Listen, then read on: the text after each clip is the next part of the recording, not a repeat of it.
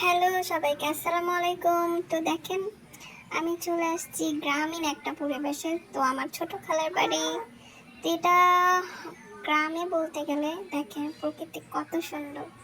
তো আমরা সবাই মিলে বিকালে বের হয়েছি শাক তোলার জন্য। এখানে ফ্রেশ শাক পাওয়া যায়। যে দেখেন, এটা খালামনির বাড়ি থেকে অনেকটাই দূরে। তো হেঁটে হেঁটে আমরা সবাই মিলে আসলাম। এই যে দেখেন কি সুন্দর একটা টিনের বাড়ি, এখানে ধান ক্ষেত। আর এই যে দেখেন আমি কতগুলো, এগুলো হেঁচে শাক বলে, এখানে অনেক সুন্দর শাক হয়ে আছে।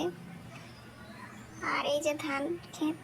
তো আমার একটু ভয় লাগতেছে, আল্লাহ জানে এখানে কোনো সাপ আছে কিনা। তো খালামুনি বলছে না না, এখানে সাপ নাই, তুই এখানে দাঁড়াতে পারিস। দেখেন কি সুন্দর লাগতেছে, আসলে মনে হচ্ছে অনেকদিন পরে প্রাণ ভরে নিঃশ্বাস নিচ্ছি।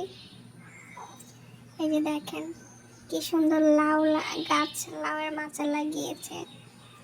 এই যে দেখেন কত হেঁচি শাক, কি সুন্দর ফ্রেশ। এখানে লাউ শাকও আছে, হেঁচি শাক, কলমি শাক। কলমি শাকও তুলেছি। তো দেখেন মানে একটা সৌন্দর্য, একটা ভালো লাগে। এই শাকগুলোর মধ্যে কিন্তু কোনো কেমিক্যাল নাই।